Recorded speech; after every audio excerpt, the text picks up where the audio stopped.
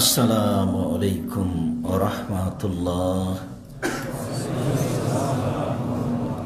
আলহামদুলিল্লাহি ওয়াহদা ওয়াসসালাতু ওয়াসসালামু আলা মান লা নাবিয়্যা বা'দা।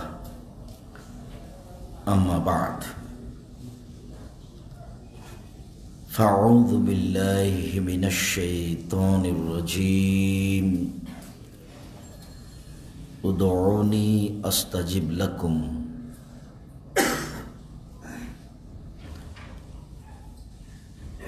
عن أبي هريرة رضي الله تعالى عنه قال قال رسول الله صلى الله عليه وسلم دعوة لأخيه مستجابة بظهر الغيب عند رأسه الملك المؤكل كلما دعا لأخيه يقول آمين ويقول লাকা মিসলাহা রাহু মুসলিম।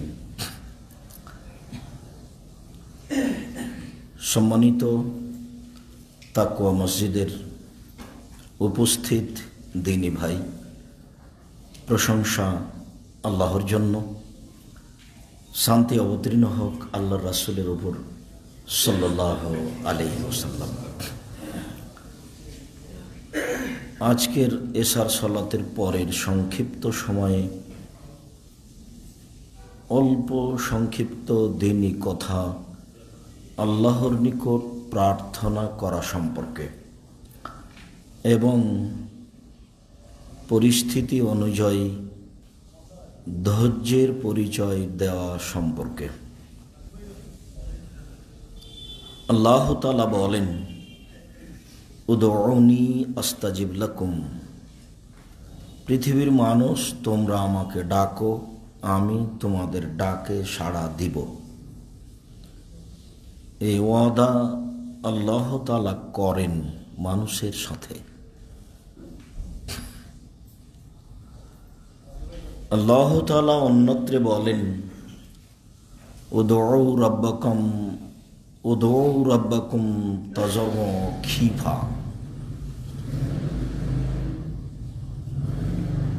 তোমরা তোমাদের প্রতিপালককে ডাকো অতীব বিনয়ে, ভয় ভীতি নিয়ে। আল্লাহ তাআলা বলেন,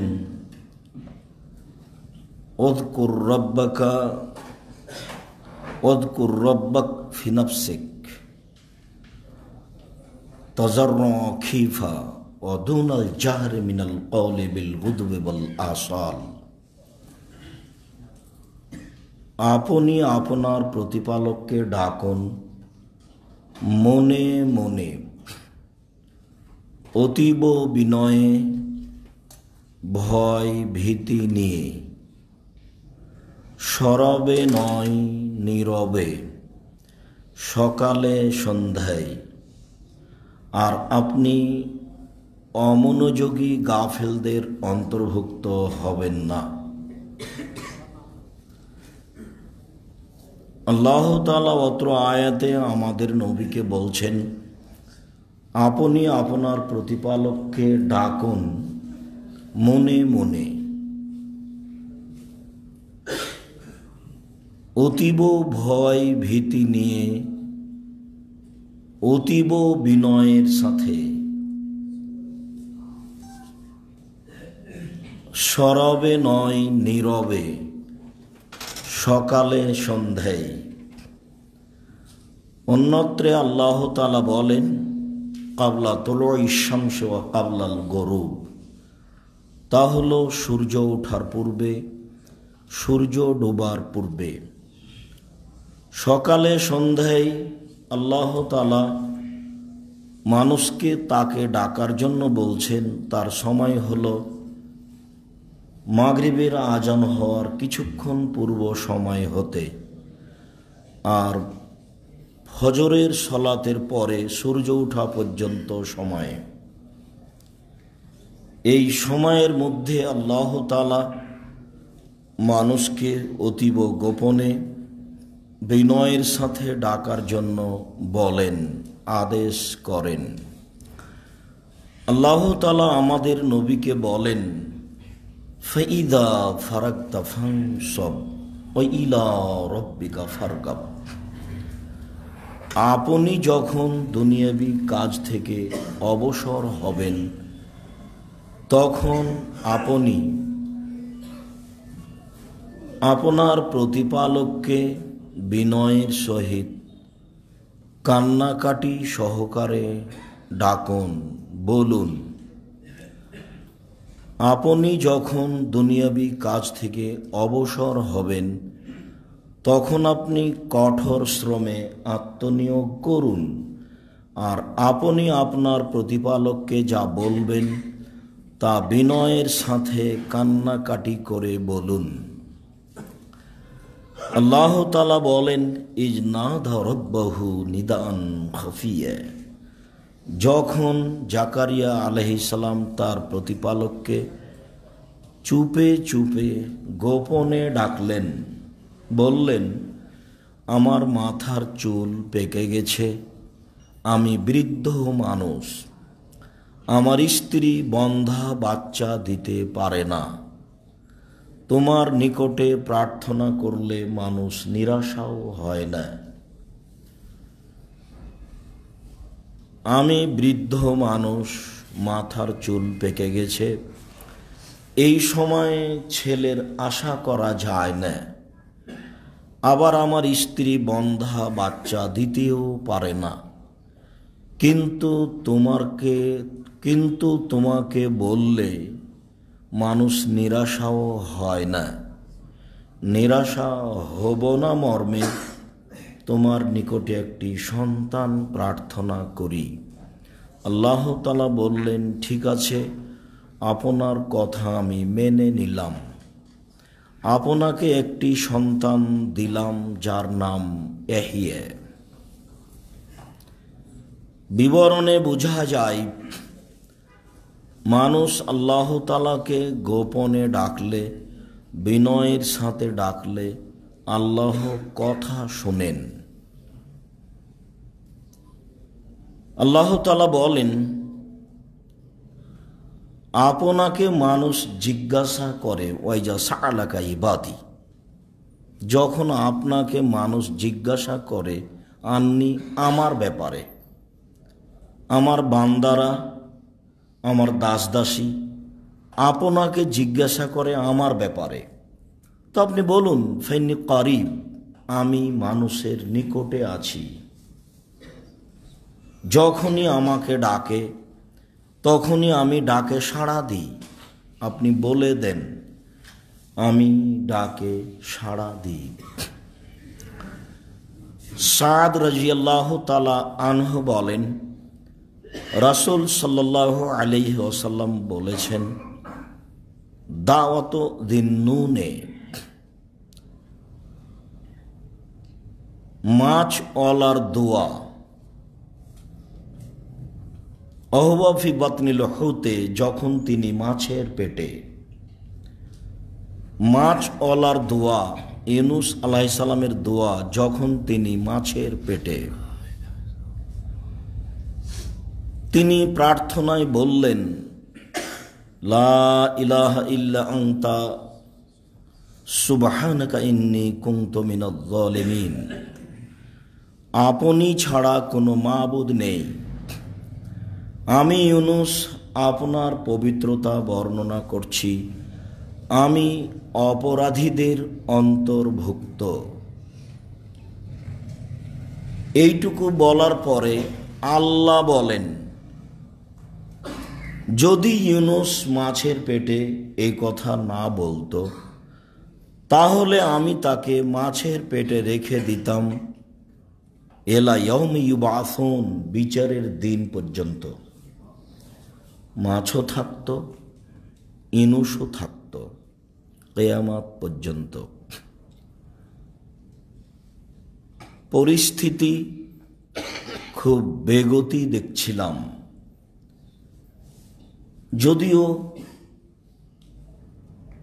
90 সাল থেকে নিয়ে 96, 98 পর্যন্ত পরিস্থিতি দুর্বল দেখতাম, তখন সতর্ক থাকা প্রয়োজন মনে হতো। সিলেট, চট্টগ্রাম, বরিশাল গেলে মানুষ খুব সতর্কতার সাথে নিয়ে আসে, নিয়ে যায়। তখন আমি বুঝছিলাম এত কি প্রয়োজন আছে। জোহরের সলাতের পরে খুব নিরিবিলি শান্ত পরিবেশে পায়ে হেঁটে রাস্তায় পৌঁছে গেলাম। তখন দুই একজন আশেপাশে মানুষ আছে, তেমন কেউ নেই। গাড়ির চালককে তা আমি জানি না। গাড়িতে বসলাম। একজন যুবক এসে কাঁধের ভিতরে পাঞ্জাবি সহ টেনে ধরল। আমি বললাম, ব্যাপার কি? ইন্না লিল্লাহ। এই কথা বলতেই হুমায়ুন কাদের রিপন আমাকে তার ডান দিক থেকে বাম দিকে করল। তখন অজানা অচেনা অবস্থায় অতর্কিতভাবে গাড়িটার উপরে হামলা হতে লাগল। আমি বাম দিকে বসলাম। যা ঘটল ডান দিকে, তা ঘটল বাম দিকে। আমি বারবার বলছিলাম ড্রাইভারকে, তুমি গাড়ি স্টার্ট দাও। সে কোনো মতেই কথা শুনল না। 1-1.5-2 মিনিট পরে স্টার্ট দেওয়ার পরে হাত 10-12 আগিয়ে গেল। তারপর গাড়িটা থামিয়েও নেমে কোথায় চলে গেল। পরিস্থিতি পিছনের আমি অবগত হতে পারিনি। তবে তারা বাম দিকের গাড়ির চিমনি সহ গিলাস সহ ভেঙে চুরে আঘাত করার চেষ্টা করেছে। আমরা তখন মুখে বলছিলাম, লা ইলাহা ইল্লা আনতা সুবহানাকা ইন্নী কুনতু মিনাজ জালিমিন। জানি না, আল্লাহই ভালো জানেন আমাদের কথার ফলাফল, না তিনি বিশেষ দয়া করে এইভাবে রেখে দিলেন, না আমাদের দাওয়াতি কাজ আরও কিছুদিন আছে, সেই জন্য আল্লাহই ভালো জানেন। পরিস্থিতি একেবারেই শান্ত ছিল। পরিস্থিতিতে কোনো হইচই তেমন কিছু ছিল না। মানুষজনও তেমন ছিল না। ফাঁকা রাস্তার মতোই ছিল অবস্থা। আমিও খুব ফ্রি হয়ে সবার আগে পায়ে হেঁটে আগিয়ে গাড়ির দিকে গেছি। রাসূল সাল্লাল্লাহু আলাইহি ওয়াসাল্লাম বলেছেন, মা মিন মুসলিমিন, পৃথিবীর যে কোনো পুরুষ নারী, ফি শাইইন, যে কোনো ব্যাপারে, যে কোনো দাস দাসী, যে কোনো বিপদে যদি বলে লা ইলাহা ইল্লা আনতা সুবহানাকা ইন্নী কুনতু মিনাজ জালিমিন, আল্লাহ তাকে বিপদ থেকে বাঁচাবে। এই কথা রাসূল সাল্লাল্লাহু আলাইহি সাল্লাম বলেন। আর আল্লাহর নবী বলেন, ইউনুস এ কথা না বললে আমি তাকে কিয়ামত পর্যন্ত মাছের পেটে রেখে দিতাম। যেহেতু ও বলেছে, যার কারণে আমি তাকে বাঁচিয়ে দিয়েছি। মুহাম্মদ সাল্লাল্লাহু আলাইহি সাল্লাম বলেছেন, যে কোনো বিপদে মানুষ পড়ে যদি এই কথা বলে, তাহলে তাকে বিপদ থেকে উদ্ধার করা হবে। এ কথা রাসূল সাল্লাল্লাহু আলাইহি সাল্লাম বলেন। তাদের লক্ষ্য উদ্দেশ্য আল্লাহই ভালো জানে। তবে পরিস্থিতি অতীব জটিল ও কঠিন ছিল। আল্লাহ সর্বশক্তিমান, ওয়া আলা কুল্লি শাইইন কাদির। তিনি সব কিছু করতে পারেন, তিনি সর্বশক্তিমান। বুরাইদা রাদিয়াল্লাহু তাআলা আনহু বলেন, রাসূল সাল্লাল্লাহু আলাইহি ওয়াসাল্লাম একজন লোককে দোয়া করতে শুনলেন। লোকটি দোয়া করছিল এইভাবে, আল্লাহুম্মা ইন্নী আসআলুকা বিআন্নাকা আনতাল্লাহ। আমি তোমাকে বলছি এই জন্য যে তুমি আল্লাহ। লা ইলাহা ইল্লা আনতাল আহাদুস সামাদুল্লাযী লাম ইয়ালিদ ওয়া লাম ইউলাদ। তুমি ছাড়া কোনো মাবুদ নাই। তুমি একক, নিরপেক্ষ, মুখাপেক্ষীহীন। তুমি কাউকে জন্ম দাওনি, তুমি কারো কাছ থেকে জন্ম নেওনি, তোমার সমকক্ষ কেউ নেই। এই পর্যন্ত লোকটি বলতেই আল্লাহ রাসূল বললেন, দা বে ইসমিহিল আযম। লোকটি আল্লাহ তাআলার বড় নামে ইসমে আজমের মাধ্যমে ডেকেছে। যখনই মানুষ এদা দা আবেহি আজাবা, এই দিয়ে মানুষ যদি ডাকে আল্লাহ তাকে তা দিয়ে দেন। ও এদা সুইলা বিহি আতা, আর এই দিয়ে যদি কেউ চায়, যে যা চাইবে তাকে তা দিয়ে দেওয়া হবে। আমরা অবশ্য পরিস্থিতির বেগতিতে এই বলে কথা আরম্ভ করার পরিস্থিতি অনুমান করতে পারিনি। সরাসরি দোয়া ইউনুস পড়ছিলাম। আবু হুরায়রা রাদিয়াল্লাহু তাআলা আনহু বলেন, রাসূল সাল্লাল্লাহু আলাইহি ওয়াসাল্লাম বলেছেন, দাওয়াতুন লিআখিহি বেজাহরিল গায়বি মুস্তাজাবাতুন। মানুষ যদি আড় থেকে দূর থেকে তার ভাইয়ের জন্য দোয়া করে তাহলে তা কবুল হয়। যখনই দোয়া করে তখন তার মাথার পাশে একজন ফেরেশতা থাকেন, ইনদা রাসিহাল মালাকুল মওয়াক। যখনই মানুষ তার কোনো ভাইয়ের জন্য দোয়া করে তখন তার মাথার পাশে একজন ফেরেশতা নির্ধারিত হন। কুল্লামা দা লে আখিহে, যতবার সে তার ভাইয়ের জন্য দোয়া করে ততবার ও বলে আমিন। আল্লাহ, এই লোকটা যে তার ভাইয়ের জন্য দোয়া করলো এইটা তুমি কবুল করো।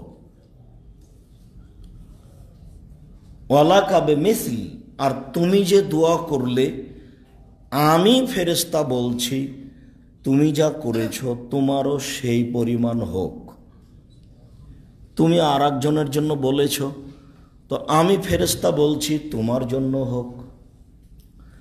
তুমি আর একজনের বিপদ থেকে মুক্তি চেয়েছ, তো আমি ফেরেশতা বলছি আল্লাহকে, আল্লাহ তোমাকেও বিপদ থেকে মুক্ত করুক। মর্মে পৃথিবীর সকল দিনী ভাই বোনকে আমরা আন্তরিকভাবে দোয়া করার জন্য অনুরোধ জানাচ্ছি, যাতে করে আল্লাহ আমাদের কবুল করেন আর আমাদের দাওয়াতি ক্ষেত্র যেন সহজ করে দেন। আমি একাধিক দিন বলেছি, দীর্ঘ 90 সাল থেকে নিয়ে আজ অবধি আমি কোনো দিন অপ্রয়োজনীয় বাক্য বলার চেষ্টা করিনি। তবে আমি কোনো দিনই নরমভাবে কথা বলিনি। পরিস্থিতির কারণে নরমভাবে বলতে হবে এইটা আমি মনে করি না। আল্লাহ সর্বশক্তিমান, মানুষের উপরে আল্লাহর হাত আছে, তিনি সব কিছু করতে পারেন, তার আজকের বিবরণও জাজল্য প্রমাণ।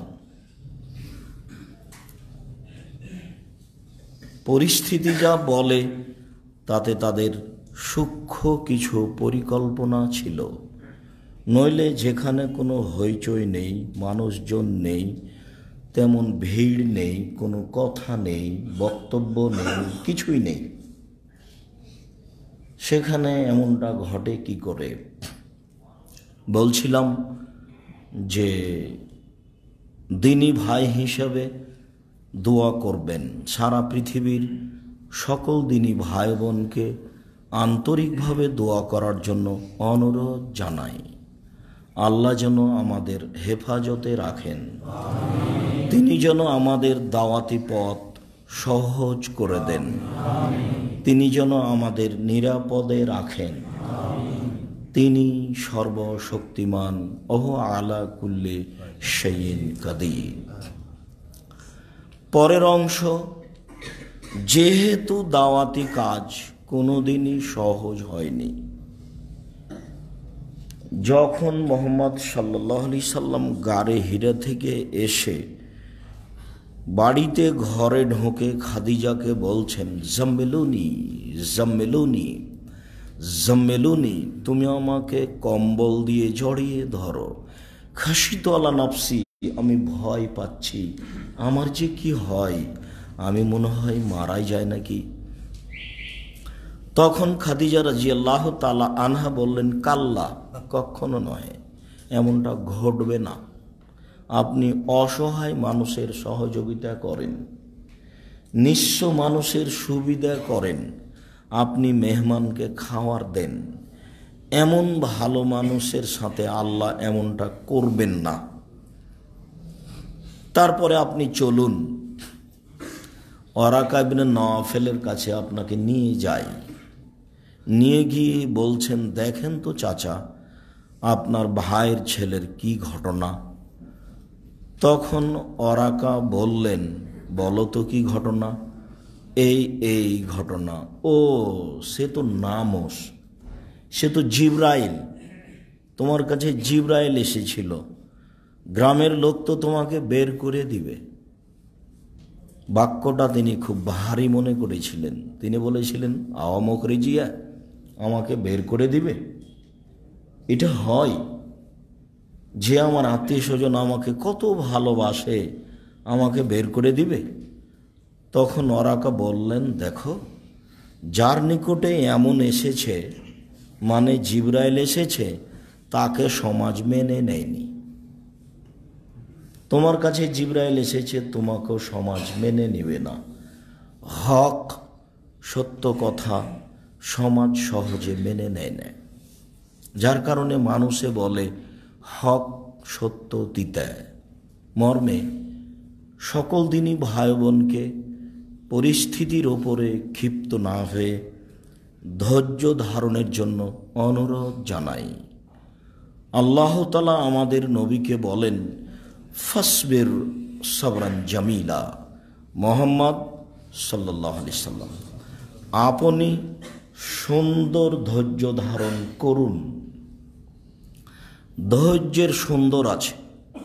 মহান আল্লাহ বলেন আমাদের নবীকে, অসবির আলা মা ইয়াকুলুন, ওরা যা বলে তার উপরে আপনি ধৈর্য ধারণ করুন। ওরা বলে আপনি গণক, ওরা বলে আপনি জাদুগার, ওরা বলে জেলখানায় বন্দি করবে, ওরা যা কিছু বলছে আপনি তার উপরে ধৈর্য ধারণ করুন। ধৈর্যের কথাই রাসূল সাল্লাল্লাহু আলাইহি ওয়াসাল্লাম বলেছেন। আল্লাহ তাআলা বলেন, ইন্নাল্লাহা মা'আস সাবিরিন, নিশ্চয় আল্লাহ তাআলা যারা ধৈর্য ধারণ করে তাদের সাথেই থাকেন। মোকাবেলা করার জন্য তাকে শক্তি লাগে না বললেই হয়। তবে তিনি বলেন, ওয়াস্তাঈনু বিস-সাবরি ওয়াস-সালাহ, তোমরা আপনি ধৈর্যের সহিত সালাত আদায় করে আল্লাহর নিকটে সাহায্য চান। আপনি 2 রাকাত সালাত আদায় করে ধৈর্যের পরিচয় দিয়ে সাহায্য চান। নিশ্চয় আল্লাহ ধৈর্যশীলদের সাথে রয়েছেন। বিপদে পড়ে 2 রাকাত সালাত আদায় করে ধৈর্যের পরিচয় দিয়ে আল্লাহকে বলতে হবে, যা করেছিলেন সারা স্বৈরাচারী শাসকের সামনে, বুখারী মুসলিম, যা করেছিলেন জোরাইজ দুর্ঘটনার মুখোমুখি হয়ে ধৈর্যের পরিচয় দিতে হবে। এটাই প্রত্যেকটা দিনী ভাই বোনদের জন্য একান্ত জরুরি।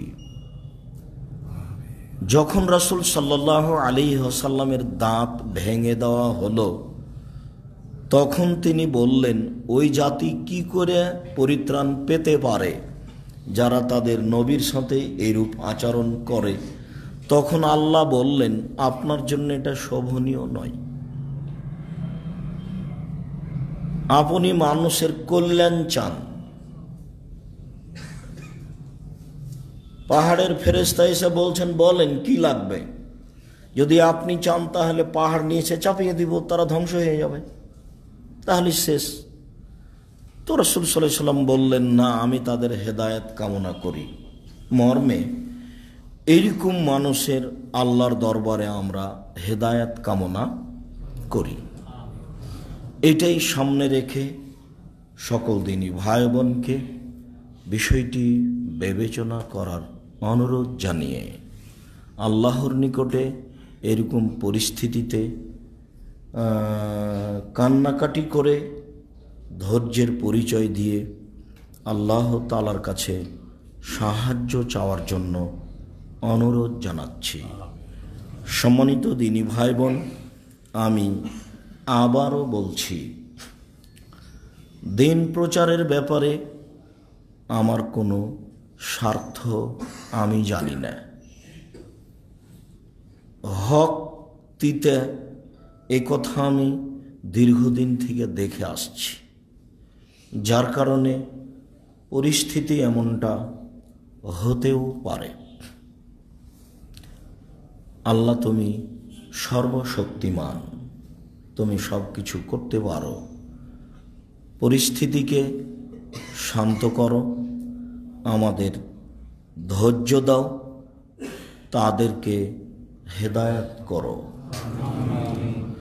তোমার দরবারে এই জোরালো দাবি দাওয়া রেখে আজকে এশার সালাতের পরে আপনাদের সামনে সংক্ষিপ্ত কথা আমি এখানেই শেষ করছি। সুবহানাকা আল্লাহুম্মা ওয়া বিহামদিকা আশহাদু আল্লা ইলাহা ইল্লা আনতা আস্তাগফিরুকা ওয়া আতুবু ইলাইক। আসসালামু আলাইকুম ওয়া রাহমাতুল্লাহ।